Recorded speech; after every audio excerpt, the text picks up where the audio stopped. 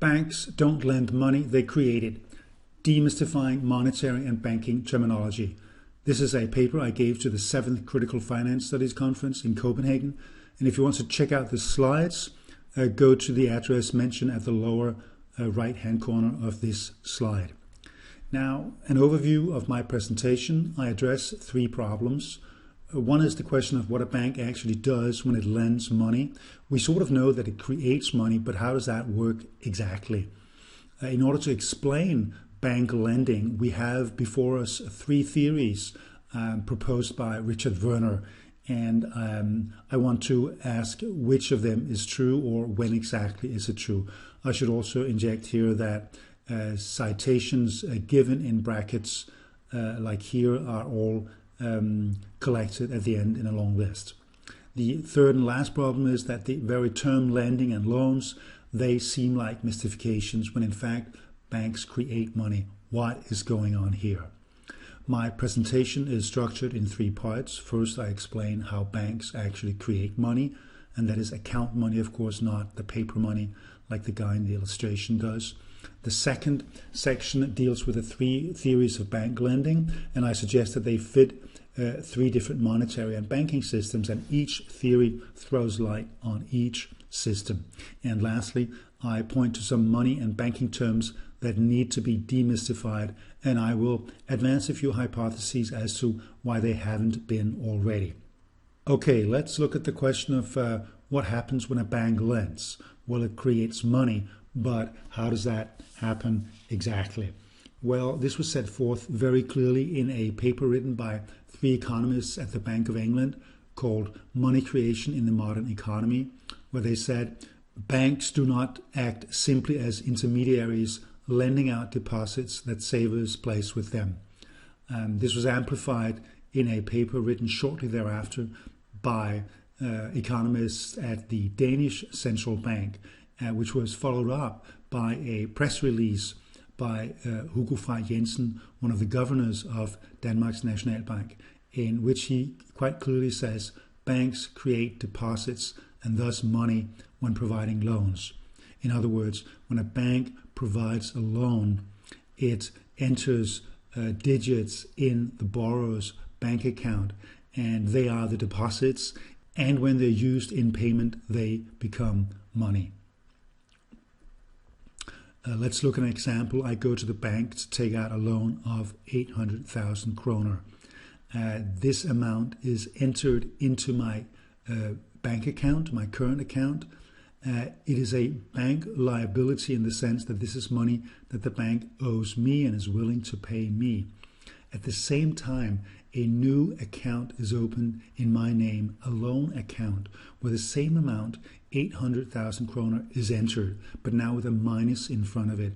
And this registers my debt to the bank, and it becomes a bank asset. So the bank has now created by book entry a liability for itself and an asset for itself. In a sense, they cancel out. What they call it is, they say the bank's balance has been extended by 800,000 kroner. And we notice that there has been no transfer of funds at all. No other account has yielded the 800,000 kroner that it went into mine. There has been no intermediation between any other depositors and me, the borrower. This is expressed by Michael Kumhoff, who's a senior research advisor with the Bank of England. He says this in a paper: whenever a bank makes a new loan to a non-bank customer X, it creates a new loan entry in the name of customer X on the asset side of its balance sheet. And that was my step 2 above. And it simultaneously creates a new and equal-sized deposit entry, also in the name of customer X, on the liability side of its balance sheet. That was my step 1 above. The bank therefore creates its own funding deposits in the act of lending. Now, let's take a closer look at this lending business. I'm suggesting here that if we add clearing, then we have a total picture of money creation. Now, when a loan has been made, the borrower spends it like I spent my 800,000 kroner purchasing an apartment. That is a payment, and it takes the form of a transfer to another person's account, the seller of that apartment.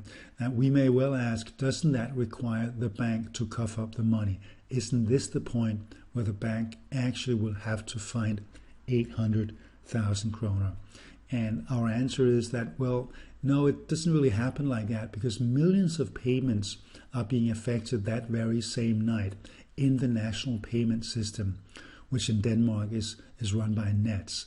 That kind of clearing matches all the different accounts paid out by the different banks against each other, and only the small net amounts are actually transacted. That's what a payment system does. It facilitates money creation. It enables the banks to extend a large number of loans without actually finding very much money in their own coffers.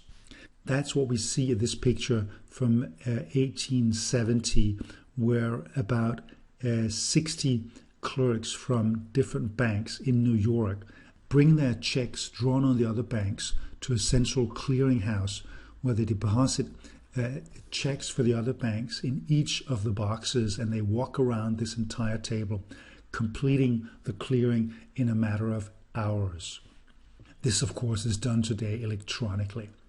Now, loans increase deposits. That's what we just seen. We make a loan, the bank increases the deposits in the borrower's account.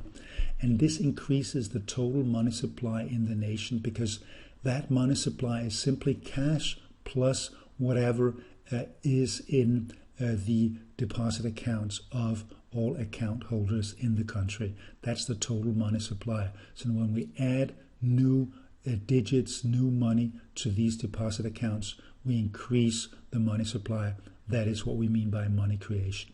Likewise, when we start to make repayments on loans, then we have to find that money from our accounts, and we take them out of the deposit accounts, we deduct them from our current deposits, and we transfer that money to our loan accounts. That process decreases the amount of money in the deposit accounts, and that amounts to money destruction. What that means is that in good times, as we all know, banks are more than happy to lend, and they overlend, and they feed bubbles in fixed assets such as stock and real estate, and that drives the boom and bust roller coaster. So unchecked bank lending or money creation is a main course of the business cycle, and a very important process, not just something that, oh well, that happens in banks. It's a major macroeconomic driver that has wide-ranging consequences.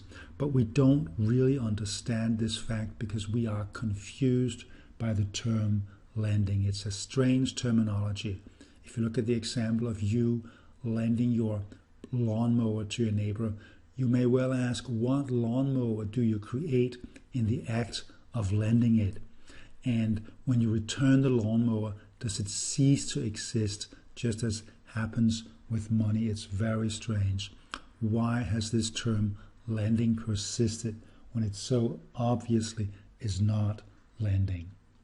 May it be to justify the charging of interest, because we know that savers must be compensated for the unavailability of their funds. Right. Could that be one reason? Well, let's look at the three theories of bank lending and see if that sheds some light on what's actually happening here. Let's look at the three theories of bank lending. What happens with money when banks lend it?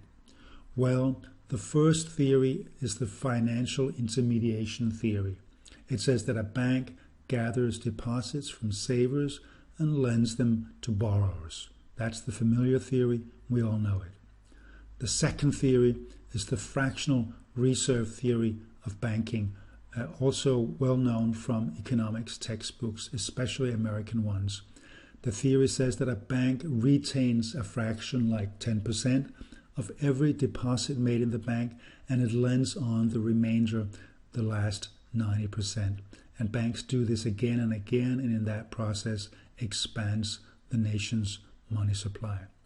Now, the third theory is the credit creation theory, It says that a bank creates new account money simply through bookkeeping by adding digits to customer accounts.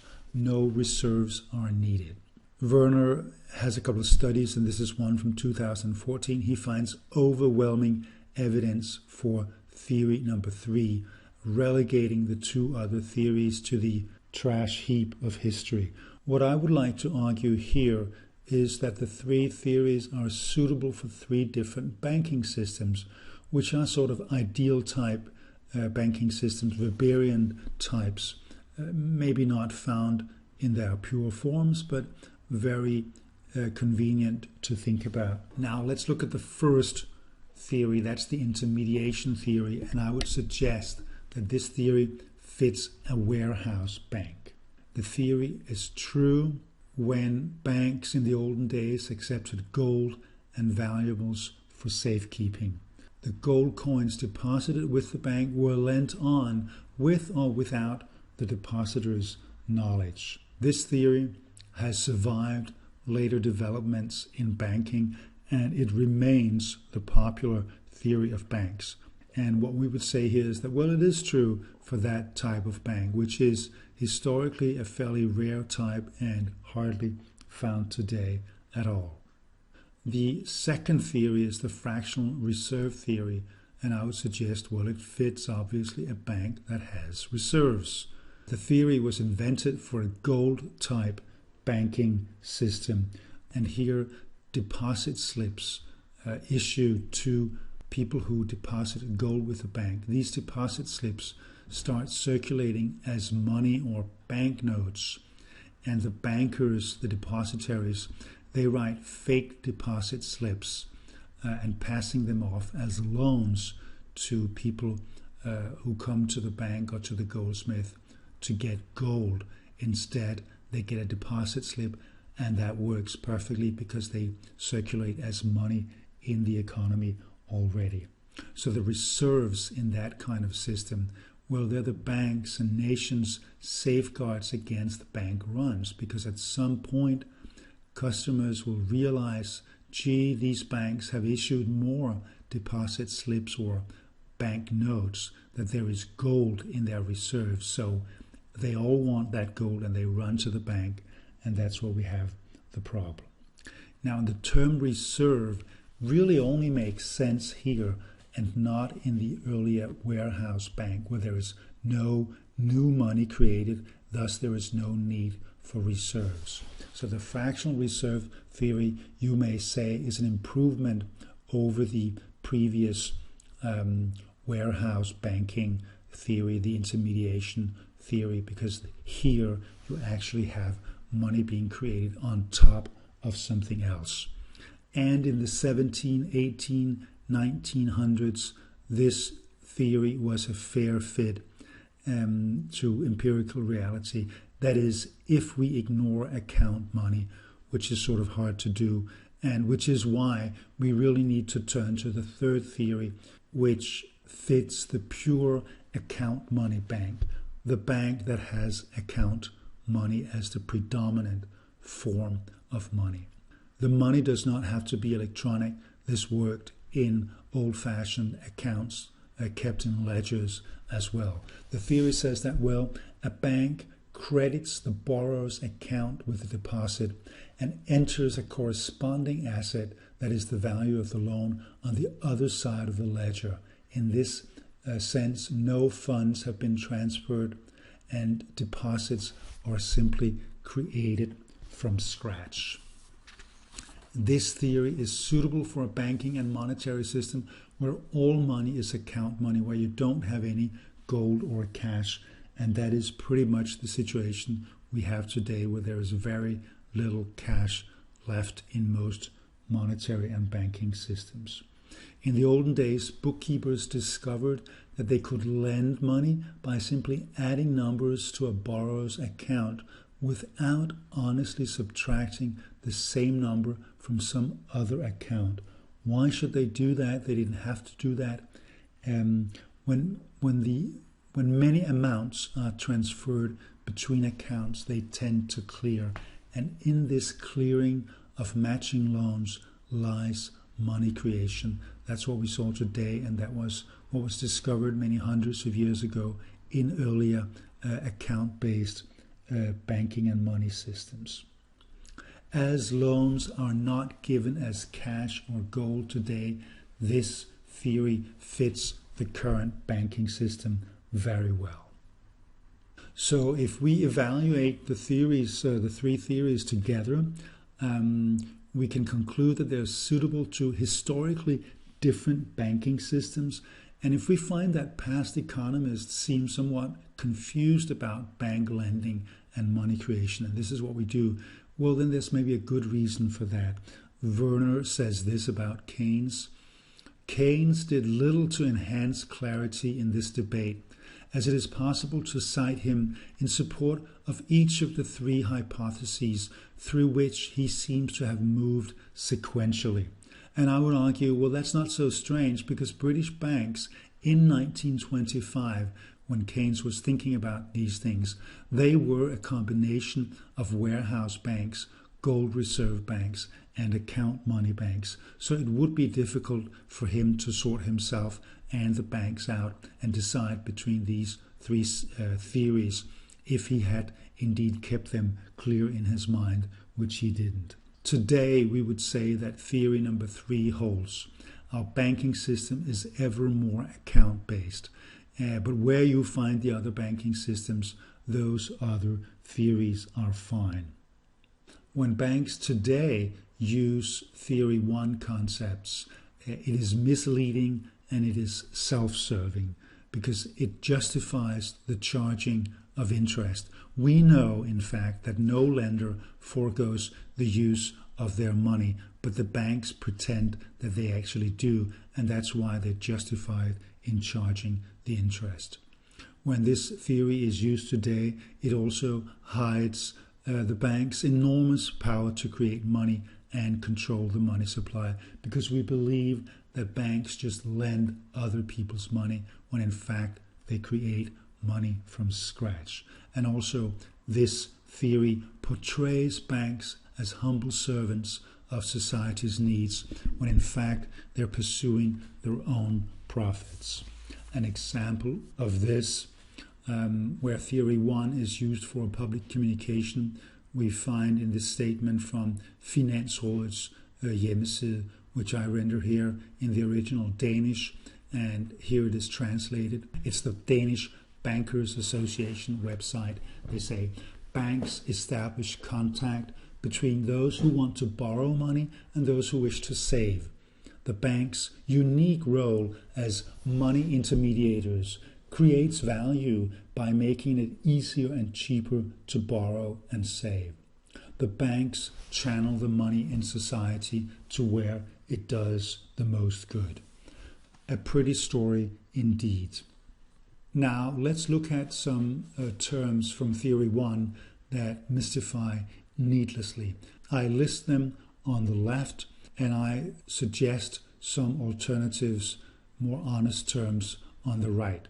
So the terms lending and loan, well, they're warehouse terms that conceal the fact that banks create money. We are led to believe that the money we borrow at the bank are simply other people's money. Why shouldn't we use the term create money, so that when we go to the bank, we say to the bank officer, I'd like you to create £200,000 for a new home for us. Would you do that? That would be straight talk.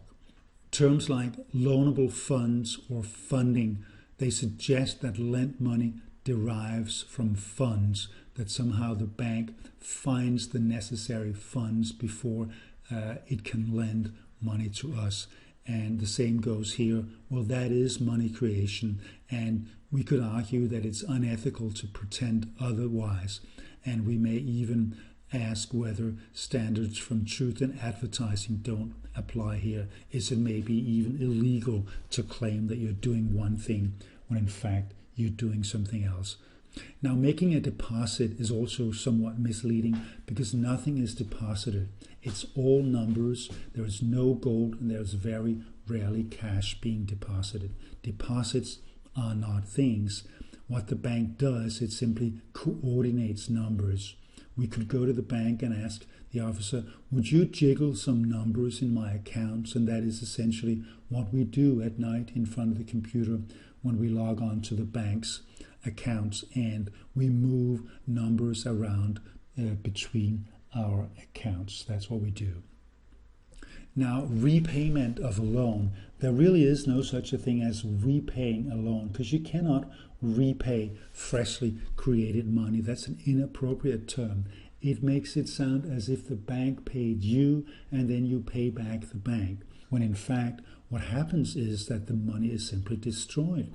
The bank created the money and then we destroy it again. So when you agree to a repayment schedule when you've taken a loan, what you could tell the bank officer, let me destroy £5,000 a month. Simply erase it from my account, will you? Well, then that would be the proper terminology. Now, the term the business cycle is very commonly used to indicate the whole boom-bust economy. And that sounds like something you do in the ordinary course of business, as if it is not preventable that the economy has to go up and down. Why don't we simply call it money bubbles or financial bubbles to underscore the money-created origins of this boom-bust roller coaster, and to indicate quite clearly that that's a design consequence and it can maybe be changed. Let's look at some possible reasons why there hasn't been a change in terminology from lending to the more honest money creation over the past centuries. Well, one reason is, of course, ignorance. That when early trading houses and merchants allowed customers to go into debt and still trade, that is essentially giving them a credit line or even giving them a loan, they didn't know they were creating money. They didn't have the macroeconomic perspectives that we have today, so they didn't realize what they were doing. There might have come a gradual awareness that they were doing some deception here, like the goldsmiths writing fake deposit slips. They must have known that something was wrong and it wasn't quite honest what they were doing. And that then slowly morphs into a deliberate silence for gain, we may well assume. Why call attention to a fraud by naming it so? Related to this is the traditional banker's responsibility to guard the public's trust. This notion that bankers must be very careful when they talk about money, because we need the public to trust us, otherwise they will do a run on the bank if they get a sense of that there is something not quite proper going on here. And especially central bankers are keen not to let on to the general public what's actually going on in banks. Now, when it comes to scholars, they also happen to be somewhat unaware of what's actually going on in banks. Money and banks are virtually absent from economics, and they have been so for the past 60, 80, 100 years. Money is often seen as a neutral veil that can be ignored because it's just a means used for transacting real goods, and it's the real resources in the economy. They're the interesting things, and money are just things that can be added on and subtracted. And of course, that is highly convenient for bankers to be left in the dark like that. And we may well ask, have there been any cases of shared interests between economists or finance experts and bankers that have promoted this silence on money? In fact, we may call this a major failing on the part of scholars, because bankers are practical people and they of course use extant concepts just like the public does. But finance scholars and economists, they should have updated the theory from the original warehouse banking theory to the credit creation theory.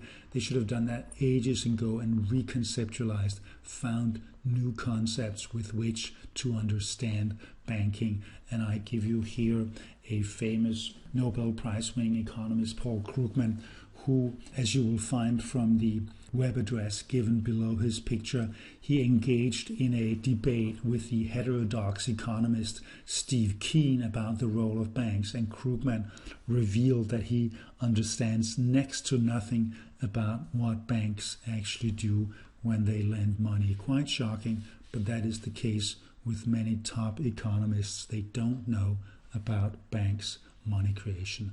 Now let me conclude. Lending and other terminology seems to be hidden behind a veil. We don't really know what's going on in banks. It's not the classical veil of neutrality that money has usually been seen as, but it seems like maybe a veil of deception that's at least suggested by Norbert Herring, a German financial journalist who has written this very provocative paper that I refer to. Now, we looked at the three banking systems and we see that, well, they overlap, as do the three models of lending. They were, one, the warehouse theory, which legitimizes the charging of interest and glorifies banks' role in society. There was the second theory, in which banks are seen as having gold reserves and engaged in fractional reserve banking. And there was the third theory, which we found to have the best fit today, the theory that banks add to the money supply when lending. They actually engage in money creation. Now, we may argue that it's the responsibility of academics in critical finance to address this issue because it really matters. Business cycles concentrate wealth at the top and deprive millions of their just share. And if we don't understand this causal factor, bubbles will return. The nature of bank lending needs to be clear. Banks' money creation feeds bubbles and crises. They're a major causal agent behind the roller coaster up and down economy that we have. If banking and monetary scholars realize this, they can help design a more equitable monetary system, one which controls bank credit creation or even strips banks of their power to create money, as has been suggested by some of these good people in the references to which I refer the listener if he or she wants to pursue this matter further. Here are the references, and this concludes my presentation. Thank you for your attention.